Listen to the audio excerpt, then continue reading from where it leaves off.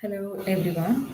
In this session, I am going to talk about Daniel Defoe's novel Moll Flanders. Hope you all have read all this novel.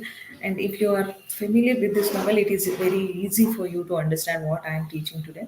And today, in this session, I am going to talk about the thematic background and thematic discussion of this novel, the central idea of this novel, as well as the characteristic features of this novel, because this novel can be considered as the picaresque novel. Okay, so what does it mean, and what was the background to this novel, and what was the time when Defoe wrote this novel? Um, what was the background and social background and cultural background? Everything I'm going to discuss in this novel, and at the end of this in this session, and at the end of this session, I am going to talk about the famous criticism of 20th century criticism of this novel, okay, and how the critics like Virginia Woolf and E.M. Foster, they talked about, or they opined about this novel, and how they discussed, or according to them, how they have understood, and how very well, in a very good manner and a very refined manner, they talked about and they wrote about this novel. And for example, let me start with Virginia Woolf's wordings about this novel. And she says that Maud Flanders, the most notable of them, okay, is goaded by that worst of devil's poverty, because Daniel Defoe, he was known as a realistic novelist, and who was known for writing realist novels. And he says that Moll Flanders, okay, in this session I am discussing about the novel by 18th century writer Daniel Defoe. Daniel Defoe's Moll Flanders. And he in this novel he talks about how poverty and unemployment was prevailing in 18th century England, okay. And Maud Flanders, it's a female character, and it's a and he she is a central character of this novel. Through her, or through portraying this female character, how Defoe is has portrayed the whole 18th century England, and she acts as a mouthpiece of the writer. Hope you are following my lecture. Maul Flanders, okay. Well, let me give you a brief introduction regarding Daniel Defoe. And he was born to James Foe, a butcher, and his wife Alice in the parish of St. Giles, okay, Cripplegate, London, in around 1660. So his father belongs to middle class. When Defoe was 5 or 6 years old, two appalling events which occurred in his life and which deeply scarred him, or what we can say affected him. One is the plague, and the second one is the Great Fire of London. So in his later writings, Daniel Defoe, the writer of this novel or the novelist, he vividly describes both events, the plague and the Great Fire of London.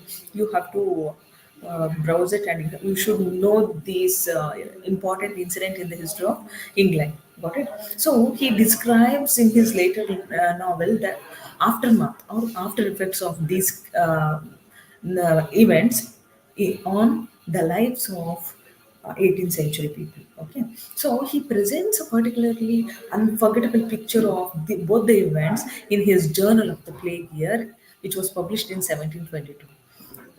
And as I have already mentioned that he was born to a middle class father and mother.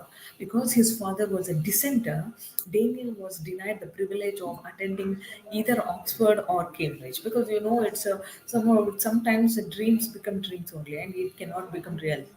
Okay, so in the case of Daniel Defoe also, he wanted to study at great universities like Oxford and Cambridge, but because of his monetary problem and penuric system, he could not able to attend to that. So, nevertheless, dissenting academics has been disestablished in various parts of the country. So, it was to one of these Stoke Newington Academy kept by Charles Morton that Defoe was sent when he was just 10 years old to prepare for the Presbyterian ministry. Though he hailed from middle class, but he had achieved a lot in his life. I'm talking about the writer Daniel Defoe. So he attended the academy from 1674 to 1679. I think approximately 5 years, and he learned there the science and the humanities. So later on, he attended the academy from 1670. Later on, he attended. The same academy, and where the Latin was taught.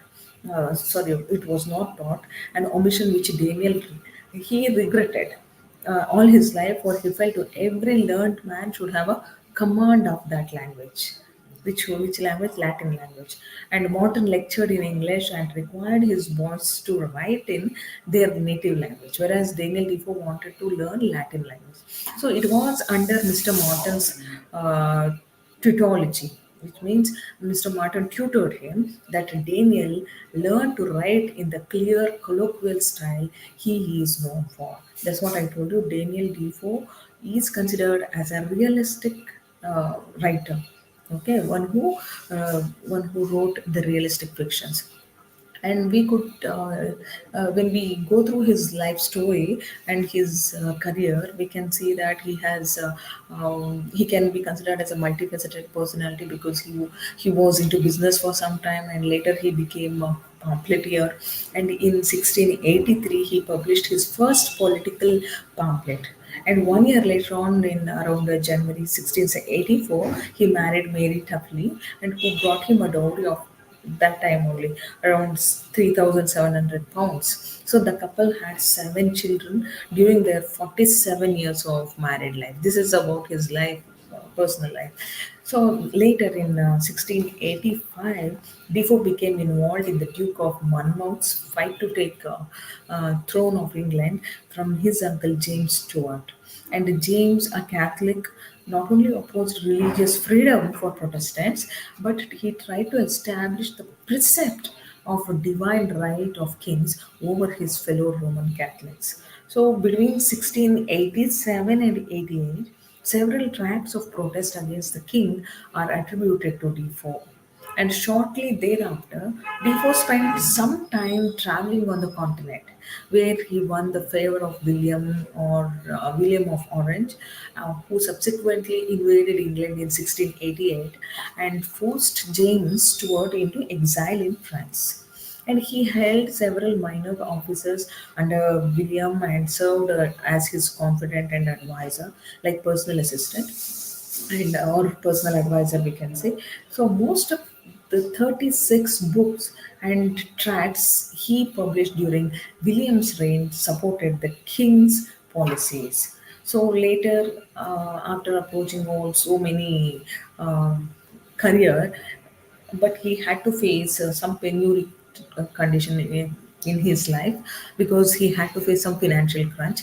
So business, I told you, he was into business for some time.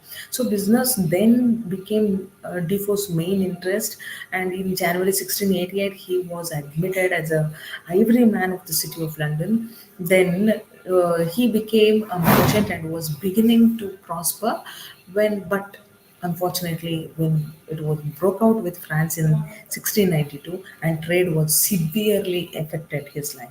So Defoe was forced into bankruptcy. Okay, financial crunch he had to face, and it took him 10 years to pay off all but just 5,000 pounds, and the original 17,000 pounds debt incurred. Only for he had a profit of 5,000 pounds, but how much he lost? 17,000 pounds. Yeah, I'm coming to the mainstream of this his life, when he started his career as a novelist. In 1719, when Defoe wrote Robinson Crusoe, which opened the way for a new literary milieu, okay, new literary genre, and from genre form. Genre means literary form, genre is different form of a literary form, so which was able to reach a new reading public consisting of the middle class and lower classes, because those were the days only royal classes or upper class people were well read.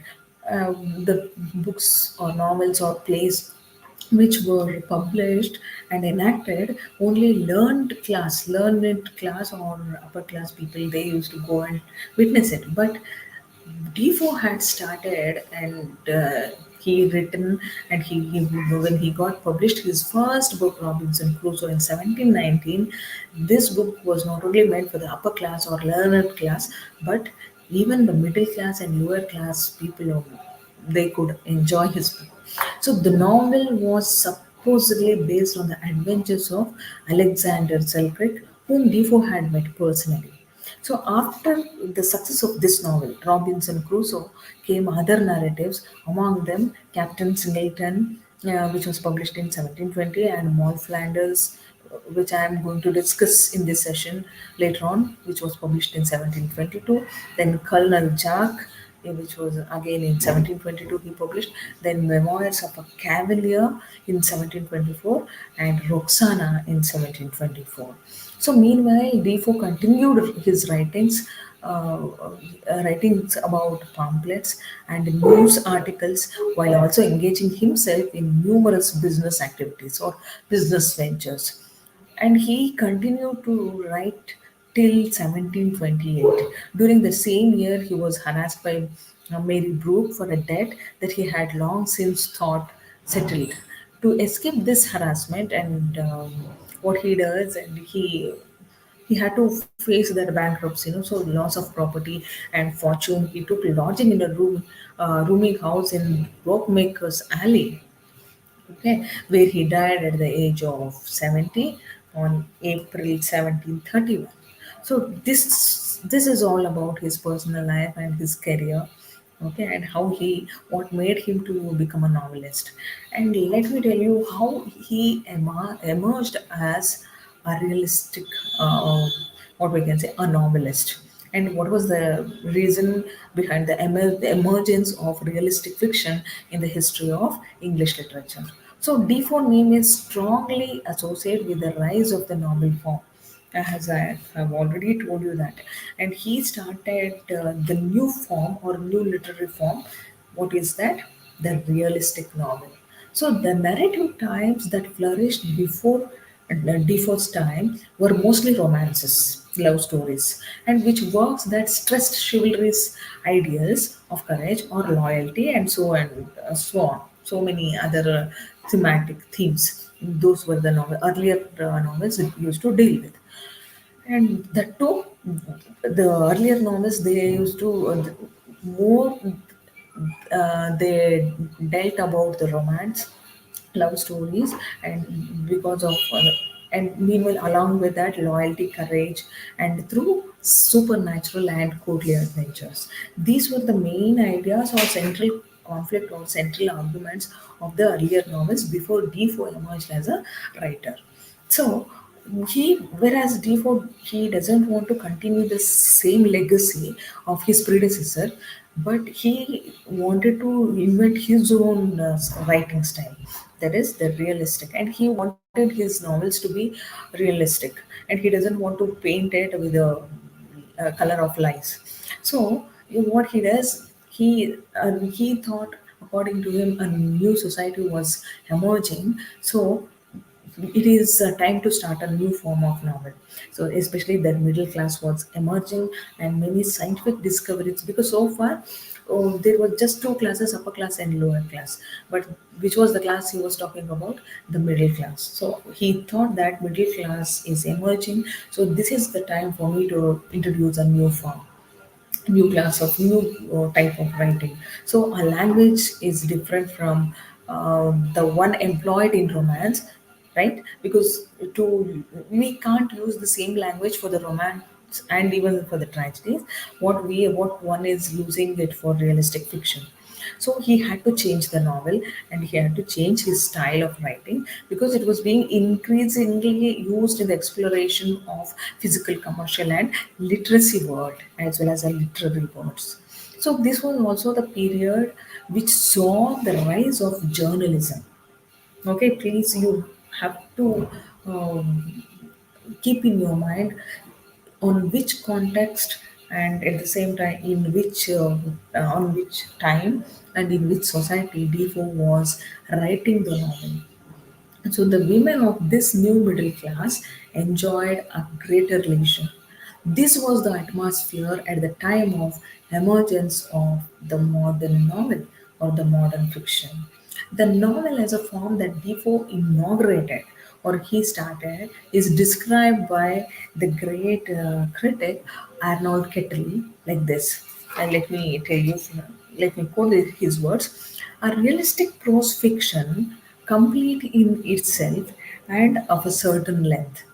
He wrote about Defoe's writing in his book called An Introduction to the English Novel, Part 1. Okay, so he says that a realistic prose fiction, complete in itself and of a certain length. So the emphasis is not on the length but on the realistic features. Got it? Hope you are following me. So they are not giving, they are not giving importance for the quantity or the length of the novel, but the quality. What kind of a quality they are expecting? The realistic feature of the novel. So what is significant in this kind of novel is the novels was that the effect of realism managed through characters.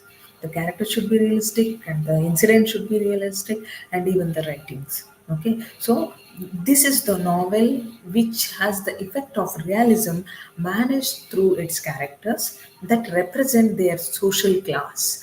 So, in the realistic novels, especially which kind of variety of novel we are discussing here, the modern novel, especially realistic novel. So in the realistic novels that Defoe and later on others wrote, characters are strongly individualized human beings. Got it? For example, how the writer like Elizabeth Drew, she says that in realistic novels, the characters are strongly individualized human beings. So living their lives in contemporary environment, not in a fantasy or the imaginary world like how we have seen in a poetry or Shakespearean plays. Okay, some other plays. Yeah, at least whatever Shakespeare has written, it's true to some extent because he lived in that Elizabethan era. So it was, but here in realistic novel, we cannot expect the fantasy world here, but the realistic world, the contemporary environment. So, and using the kind of language, that colloquial language was supposed to use in this novel. Yeah, let me tell you about the importance of picaresque novel because I told you that Maud Flanders can be considered as a picaresque novel. Of course, Maud Flanders is often termed as a picaresque novel, but we should know what is the picaresque novel, or what does it mean, or what are the main features of this novel. So let me brief you about the important characteristic features of this novel. One is first, well, let me start with the first important feature of this picaresque novel. Here, in this sort of novel, the central character of a picaresque novel is a rogue. Okay, the term picaresque it comes from the Spanish word picaro, which means a rogue. So, but this is a rogue whose human self is quite conspicuous, okay, unknown, mysterious. The central character of a Picaresque novel is a special type of a rogue and who is good natured. Like nowadays, how only villain are in more demand, right? Because earlier villain means they are villain, but nowadays even villains can also be pretty or handsome, right? If a female is there, definitely you might have seen in movies or serials that how beautiful she might be and how handsome he will be. So we can connect this with that because Picaresque, where Daniel Defoe is portraying a rogue, he is some special type of rogue who is good natured, not a evil kind of a rogue. Okay, so who is good natured but who does not enjoy full membership of the society. So he is a marginalized character, he or she.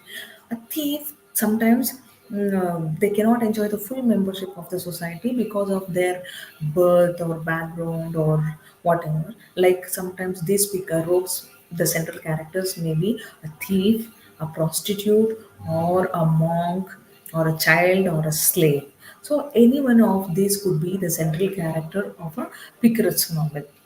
The second important feature is that this can be Picaresque novel.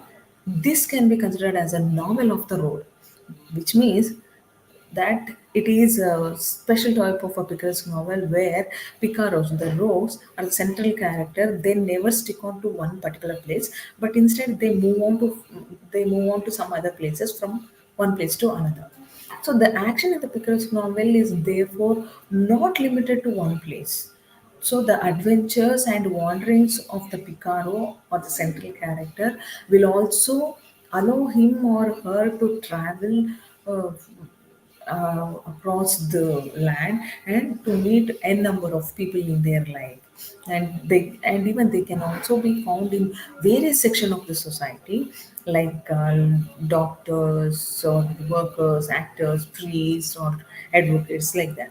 So the next important feature of this novel is, as Picaro or she or he, they move from one place to another or from one job to another, the picker frequently changes their identity, his or her identity, voluntarily or involuntarily, because sometimes the situation makes them to adopt the different kind of identity, and sometimes they voluntarily. So the picaro usually makes his way in this world through traits rather than through knowable work. Okay, they cannot be trustworthy sometimes, and at the same time they cannot be too harsh, or they cannot even be treated with the evil mind. Okay, that's why I told you these are the special type of characters. They are not of bad character. Okay, they are also of good nature fellows. So the story is usually narrated by the Picaro himself. This is also one of the important characters of Picaresque novel. Hope you are following me. The story is normally usually in this novel, especially since I am talking about Picaresque novel. In Picaresque novel, only Picaro himself is the protagonist of the novel. You know the meaning of protagonist. Protagonist means one happens to be the central character, and at the same time, he himself, he or she has to be the narrator of the story. So it usually ends with a seeming reform of the Picaro. The inner character of the Picaro, however, remains unchanged. So the next important character of this novel is, the plot of a Picaro's novel is episode in nature. Okay, because here even Daniel Defoe, he talks about one particular incident in Moll's life, one episode, and immediately in the next chapter, in the next, he talks about some other incident. So the plot means story. The plot of a Picaro's novel is episode in nature. The incidents have no organic link between them, and that's why you must give your full attention to this novel when you read. Okay, then only you can able to connect one incident with another incident. That's why this plot is somewhat tricky, so that there is no organic link between them, but you have to understand only if you are a thorough reader. Then, the last but not the least characteristic feature of this novel is that it served the purpose of the societies, especially the social satire, very well, where the writers or the novelists attack the society through their writings and through their publishing or writing of this kind of picaresque novel.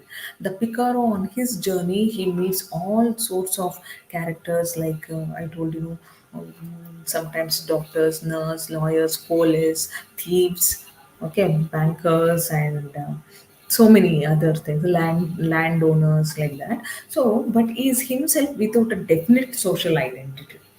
I told you this in the beginning itself. These picaros, they don't have their own identity. Instead, they voluntarily or involuntarily they keep changing their identity. So he is free from the moral codes of a society, and hence does not have to pay lip service to a morality that is more often preached than practiced. Of course, there are many people, they are there to preach, but they never practice on their own. So here also, we cannot expect these picaros to have ethics in their life, or of course, sometimes they may be good natured, sometimes they won't. because they always blame the society, because if they are leading such kind of life, who is behind it? The society and the people who lived in the same society. So such a character serves as an excellent tool to criticize the corruption and hypocrisy of a society, especially Walter Zadig, Fieldings, and Joseph Andrews, and Defoe's Mole Flanders. These are some examples for the picaresque novel form. Okay. Yeah, let me tell you how this novel can be considered as a picaresque novel. So far, I have discussed about the features of a picaresque novel, and now then, how can you consider this novel as a picaresque? That we can see that this novel answered to the description of a picaresque novel and answered to all sort of questions, and it also has it contains all the characteristics of a picaresque novel, which has to be. So the novel offers a series of interesting incidents and adventures involving Moll.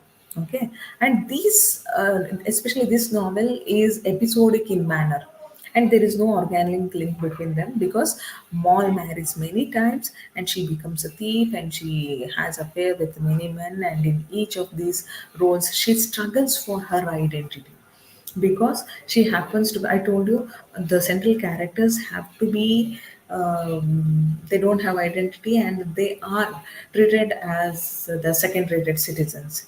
Okay, so even Moll here, female character, the central character of the novel, she is the daughter of a thief. Okay, obviously the criminals' children cannot be treated equally in not only the then society, 18th century of England, even now, right? So obviously she is not able to enjoy her full power, or what I can say, the liberty in the society, because she happens to be the daughter of a criminal.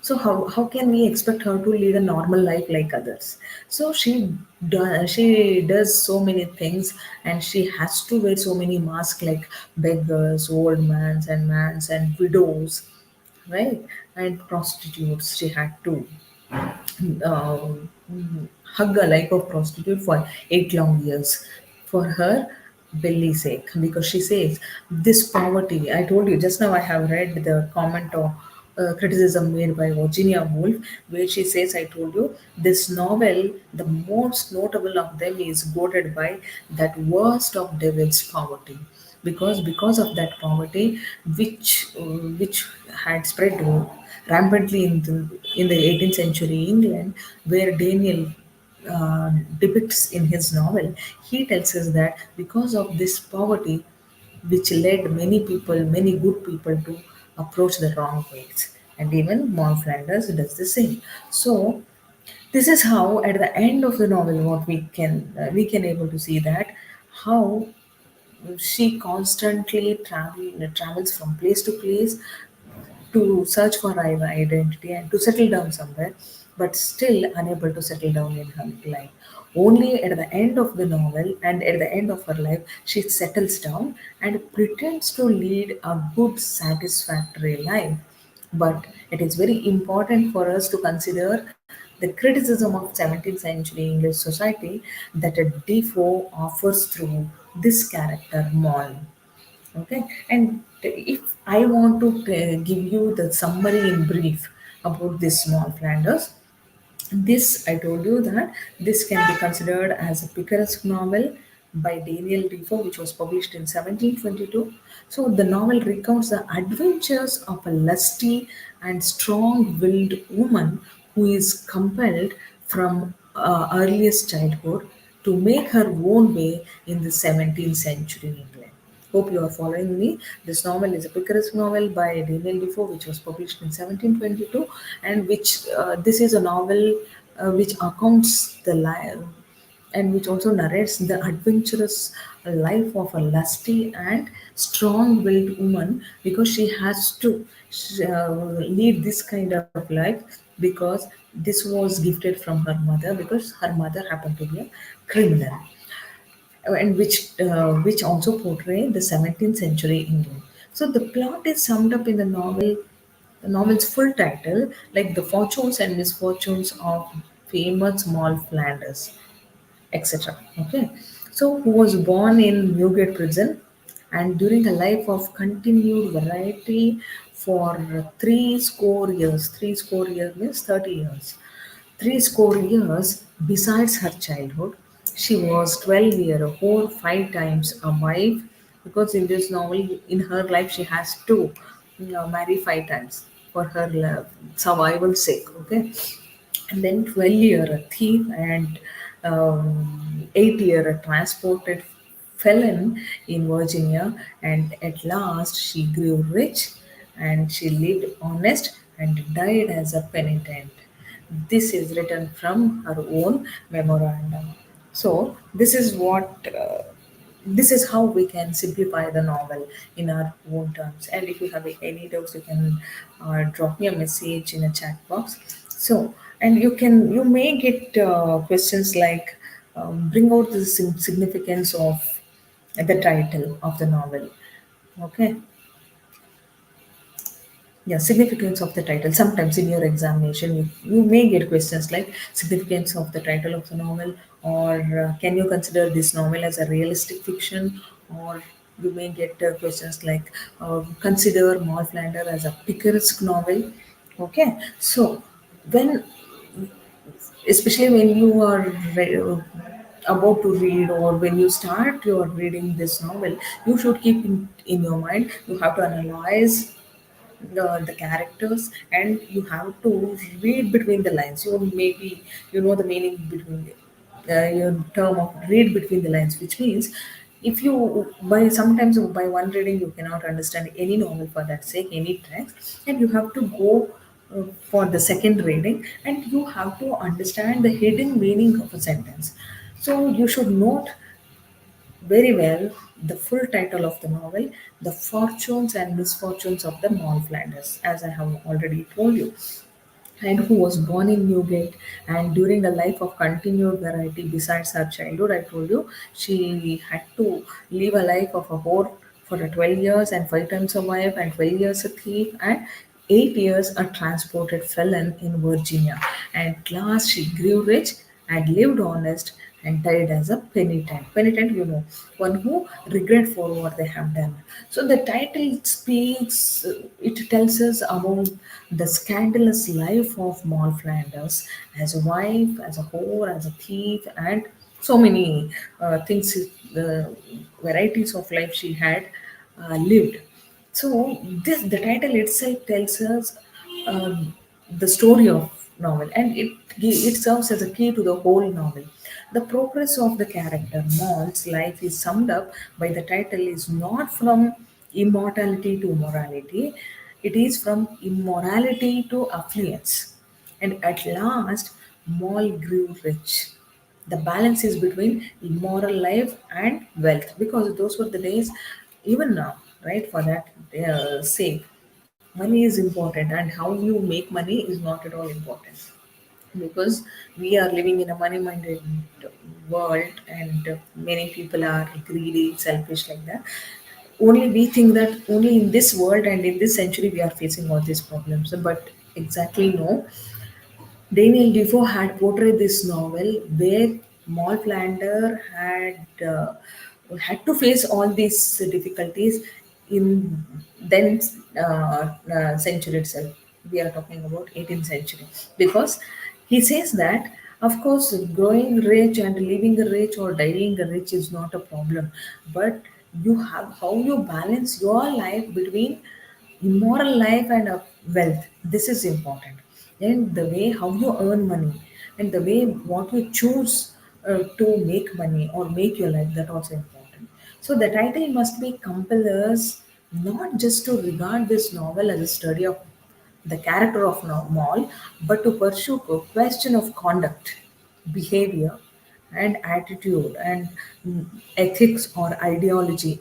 And all of us, though we, of course, money is everything, and we need money to survive and live in this world, but at the same time, money is not everything, and we have to question ourselves, the conduct or the way or the path what we are choosing is right or wrong to achieve. So Meanwhile, while making our lives, we should not hurt anyone's and we should not spoil anybody's life. And at the same time, we we have to at least listen to our conscience what it says. So in the various episodes in Maul's life, we get illustrative support to the general picture of men that Maul has drawn in the passage quoted above, where she says she grew rich, but the how to pursue a question of conduct condition with himself or he repeats the crime, and like how one should not approach the life of a crime in this kind of situation, how Moll lived and how she made her life by approaching various forms of life. This also matters a lot, and you should understand and you should read this novel first. Then only you can able to know the reasons. So there were so many reasons behind Moll's varieties of life. Oh, okay. So, in a word, that the character of men is one that does not encourage a truly domestic atmosphere, but a domestic harmony that does not depend upon the subordination of the wife, which is not available in Maul's world at all. And there are another characters like there are many characters in this novel, but that's what I told you. Some critics are of the view that sometimes when we read this novel, maybe whole novel is a study of the character Mom. No, but you have to study the context in which she lived and in which she died. Okay, there. And the society, how even the society had a greater impact on her life. And then governess.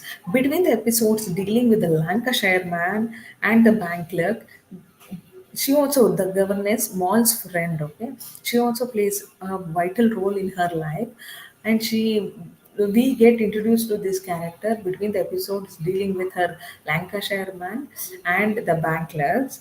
There appears a very interesting character governess, and she is a midwife who also does some kind of what we can say whoring business, and she is an abortionist, but then for a payment she undertakes to get rid by other ways of an unwanted child. So the payment is of course for the upbringing of the child. In either case the mother would be unburdened. She also trains small in thieves in life of thieves, and she remains a helping friend to Maul throughout the novel, and she also completely loyal to Maul's financial interest. And however, like many other characters in the novel, she also remains a shadow.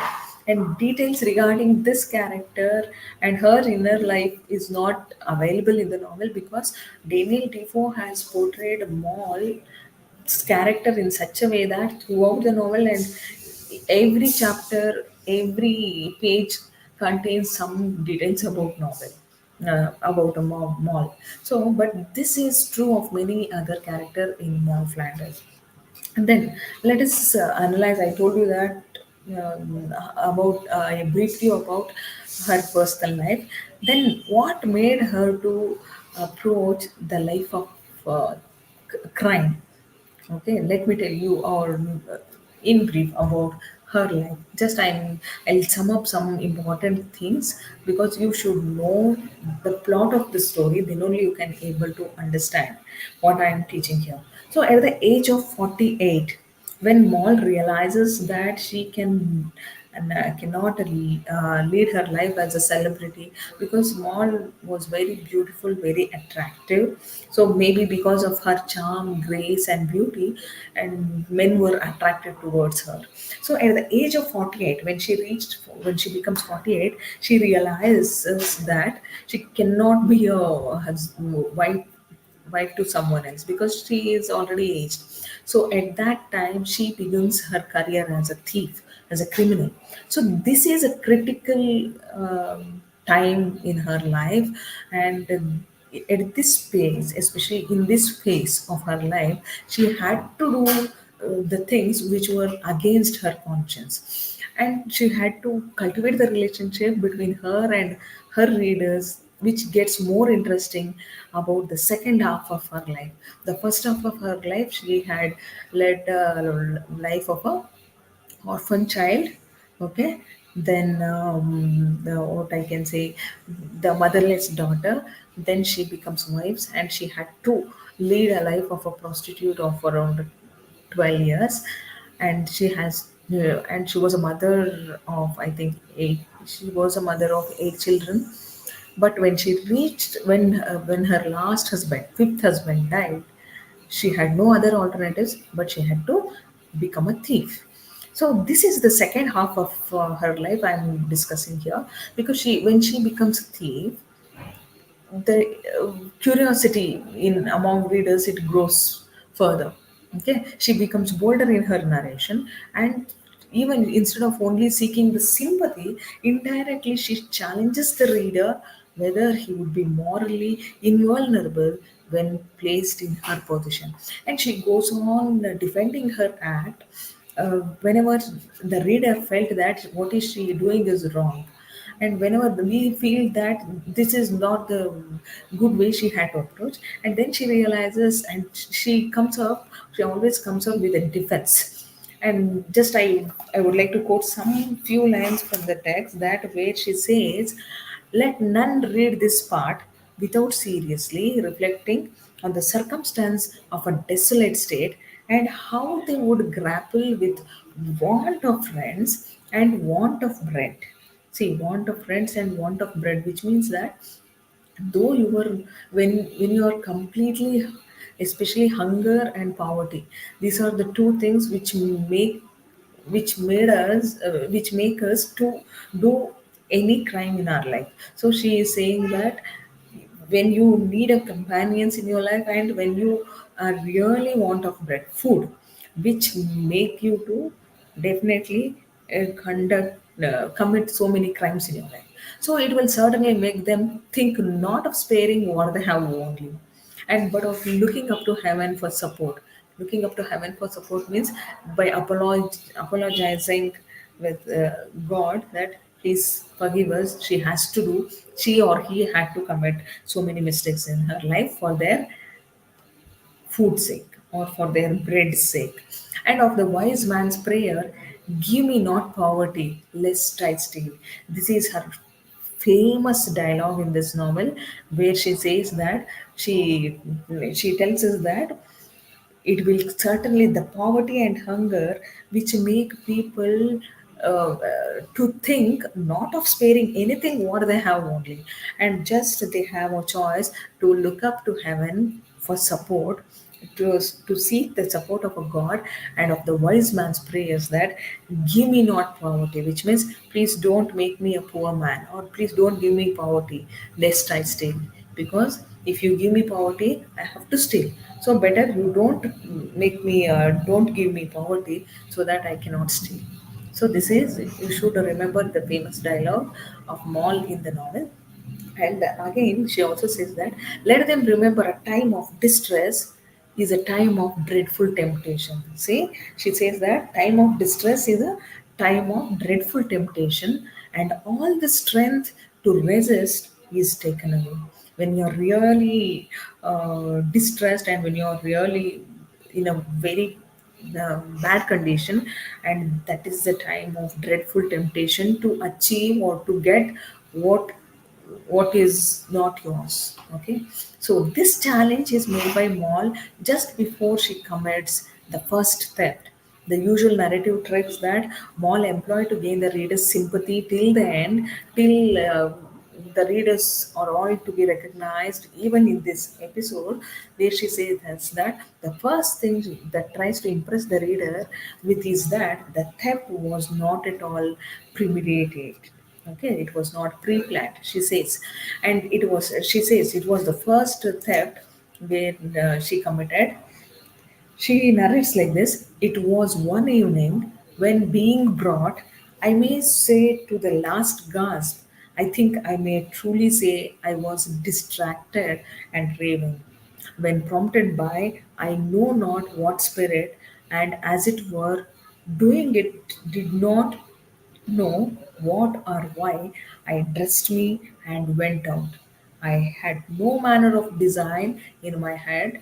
I neither knew or considered where to go. So I think it was it. page number 209, where she says that one fine evening she decided to get some food for herself, and she dressed herself, and she doesn't know how she looks, because that day she had determined herself. She doesn't know where to go, what to do, and what, what she is going to do. So this is the first incident which she made up her mind to become a thief. So though repeated use of negatives, Moll tried to suggest that she had not at all contemplated theft, though she had come to the last breath. Again, it was a more powerful will. Here, she says that the devil prompted her to pick the bundle by stealth, and she was only passive instrument. Where she says that the devil, which appears in page number 210, and that the devil who had laid the snare prompted me as if he had spoke. It was like a voice spoken over my shoulder. Take the bundle, be quick, do it this moment. So he says that, see, because she is saying that Almighty does not, Almighty God do not ask you to steal and commit blunders. But that's why she says that devil, she compares that a spirit or a devil which sits on my neck and which and my shoulder, and asks me to take the bundle, be quick, and go out, do it this moment. So once she commits this step, she loses no time in expressing shock at her deed, and whereas she says that it is impossible to express the horror of my soul. Okay, it is very impossible to express the horror of my soul. All the while, I did it. And this expression of shock is intended to forestall the reader's judgment. And then she goes on to describe her escape from a possible discovery. And she goes on narrating us how she started stealing, and how she approached the crime of the thief, okay, the stealing business in her life when she reached 48. So I told you, soon after, and after every crime, she has defense, and she knows how to defend because she knows how to impress the readers. Because here I am talking about the artistic skill of Daniel Defoe, how passionately he had created this character, and how forcefully or sometimes voluntarily we readers also compromise with Maul's character, though she is a rogue or she is a criminal or whatnot. So the next episode is Maul steals a necklace from a child. Okay, first she steals a bundle which was laid down in a corner of a bar, and next second time she steals a necklace from a child, which is also patterned along the same narrative styles. She says that the devil, which she calls her the counselor within me. Okay, who is the counselor? Who is asking her to go and steal? The devil. And the counselor within me prompts me, even in this event, that not to be perplexed. So she deplores her act, thus mitigating the severity of moral reader's judgment. And she describes her escape through several streets in a breathless passage, and she diverts the reader's attention from the question of robbing the child to a murder that does not actually takes place. And she says again, her counselor within her, uh, what was the counselor? The devil. The devil put me upon killing the child in the dark alley, that it might not cry, but the very thought frightened me, so that I was ready to drop down that idea.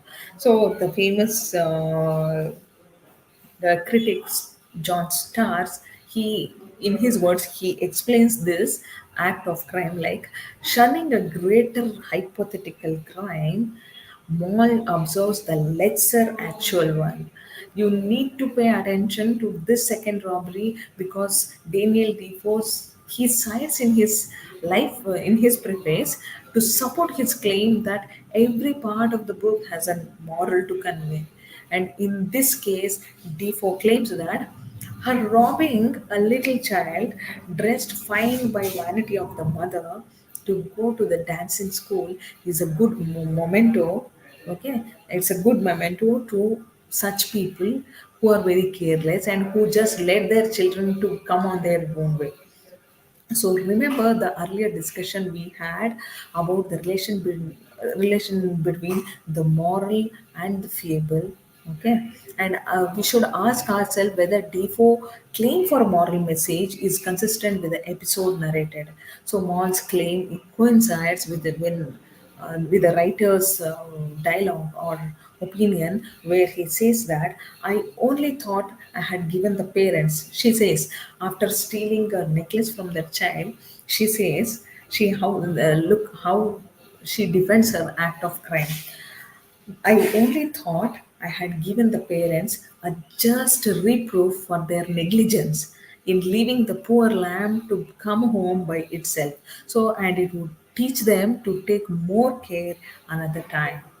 It is in page number 213, where she defends herself that I have taught the parents of that child a good lesson, because they are expecting a lamb to come home on its own, so that I had stolen that necklace. No, so here onwards, it's a lesson for them to not to let their children alone on the streets. So, in effect, Moll's claim that her claim is that crimes need to be committed to impart moral or lessons to the people or the public.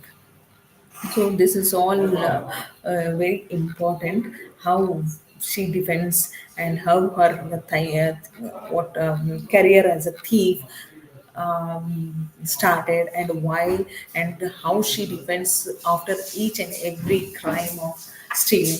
So she says that on seeing that Mall has enough money, the alderman declares that, well, madam, now I am satisfied that you are, it's a last thief, okay, last crime, where she created that the another character, like when she goes to the shop and he says, well, madam, now I am satisfied that you were wrong, and it was for this reason that I moved you should buy the spoons and stay till you had bought them. For if you had not had money to pay for them, I should have suspected that you did not come into the shop to buy for the sort of people who come upon those design that you are charged with. So they are seldom troubled with so much gold in their pockets as I see you are, because every day is not Sunday. So Mall's innocence is proved convincingly not by her excellent argument, because though once she caught up by the shop owner when she goes to steal the silver ornaments and silver things in a shop, jewelry shop, still she argues that she is an innocent, and still she defends that she has come there not to buy, just to see. So her innocence is proved in each and every episode, and not by her excellent argument but by the money she has. So modern society makes a swift equation between poverty and crime. So those who are charged with crimes are seldom people with gold in their pockets. Okay, so Maul, however, is not lucky enough to escape from each and every crime, and but at the last attempt, I told you, she is not at all lucky enough to escape arrest. In the next attempt, she makes it stealing silk from a shop, and she dressed up. I'll tell you this important episode where she dressed as a lady. Moll is very articulate in her appeal. I told you appearance. The master of the shop is sympathetically inclined towards Moll, but the two maids who have caught Moll call the police, and Moll is taken to Newgate. I told you she was born in a Newgate prison, and again her life ends in a Newgate prison. But after that, she gets released from the jail, and she lived rich, and she died as a rich, and she died as a penitent. But the governess, her supporter, I told you, and who is also a ringmaster in her life and a trainer to be a thief, the governess tries to bribe one of the maids to prevent her from appearing as witness in the court hall in the trial. But the maid is determined to act as witness. So the maid salary is just £3 a year, and the governess offers by way of bribing around £100 to in order to stop her to go and stand as a witness in a trial, but she denies it. So Moll always blamed circumstances for her immoral conduct, and at last, of course, I told you this was the last theft committed by her, and she goes to prison and she comes back, and she goes back to Virginia plantation at Virginia, where she happened to, where she had her, I think, third husband. Okay, and I told you she had married 5 times, once to her own brother. Okay, because I told you that she was born in a Newgate prison to a criminal, but she doesn't know. We readers, we don't know what happens to her mother later on. Might be her mother had transported as a felon to Virginia. There she might have got married to some other guy, and he had a son. And when Moll was searching for a life partner after losing her first husband and even second husband, he elopes, he escapes one what misfortune day, and unfortunately one day he elopes with some, I think he escapes from the place. And third, and after that, she had to face so many difficulties. And when she was about to search for the next partner, she happened to see this guy from Virginia. He was a ship captain, but she doesn't know that that man was her own brother, and he was her step brother. And this was what how she has a link with Virginia and her third husband and herself. So, if we have followed the course of Moll's life, we will be aware of an important contrast between Moll and the maid, and how the important themes like greed, okay, greed and vanity and repentance, these are the three important themes you should remember, and even hardening. Okay, the question as to whether Moll ever really becomes a hard-hearted woman. These are the four important themes have been dealt in this novel. So, according to major critics or the scholars, they are of the opinion that the major recurrent theme in the novel is that of greed, a grade which leads small to prostitute and theft, life of theft, and moral disintegration. So Maul sees people as commodities, and her relationship with them as can be considered as business on based on business transactions. Some scholars, they are of the opinion that she treated people like commodities, and she lived with them just for money sake and just for survival sake. But when you go through the novel and when you read the background of the novel, definitely we all sympathize with Moy, because had she been having a very good what I can say, the background, and had she been able to enjoy her childhood life with her mother, definitely she would not have committed such kind of crime. A life of crime. So, although she is in love with her eldest brother, she has few qualms about money from him. So, then she accepts a bribe from him to marry his brother Robin. Robin was the name, he was her first husband. Okay, so she easily consigns her children to the care of their grandparents and considered herself lucky. And she says, "My two children were indeed taken happily off by my hands and by my husband's father and mother." See, by reading or by referring these lines, we also come to the conclusion that even she, what the scholars are of the opinion that she also treats people like commodities is true. Even when her children were taken away from her, she feels happy that at least my children are happily taken care of my in-laws. On one side, on the one hand, we can understand that because maybe she was expecting her children to have a good what we can say good background, and at least she is expecting her children to lead a happy life, no unlike her. So she chooses husbands on the basis of their affluences or social class, because those were the days. The people, especially men, they were behind the beauty, grace, and charm, and we could able to, and even we can also consider Mall as a beauty with brain. and she was very intelligent, right? And even she had imbibed all the qualities of a sensible woman. Maybe because of that, all men fell for her, but still, she was. It was so unfortunate that she could not able to have a very peaceful and fruitful life. But at least at the end of her life, she grew rich and she settled down with her fourth husband, Lancashire husband, and she died as a penitent. Okay, so it appears that Defoe consciously manipulates the reader to view Moll as a covetous individual. Just I would like to end my lecture by quoting Defoe's author's defense on his character. So he manipulates the readers to view Moll as a covetous individual. The term he uses in the novel are very often economic with direct recordings of Moll's business and criminal transactions. So in journalistic fashion, Defoe itemized the booty of Moll's first criminal venture.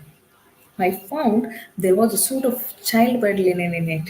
See how economically or how financially she thinks, how commercially this character has been portrayed by the writer. So, why he defends her? Because Defoe is of the opinion that whatever Moll did, it was for her survival sake. Because the society had made her like what husband wives to five husbands, and society was behind her life of prose and life of crime. So in fact, nearly any point in the book that we readers able to approximate what is Mon's economic standing, what is her moral standing. Okay, just I would like to quote the famous lines made by Kenneth Rexroth, and he, a well-known critic, he says that Maud Flanders has no interior life at all, and the material facts with which her character is constructed do not increase her individuality. So they are chosen as facets of her typicality. And finally, just I would like to end my lecture with E.M. Foster's critic critical opinion on this novel, that he says, let us take an easy character and study it for a little. Moll Flanders will do.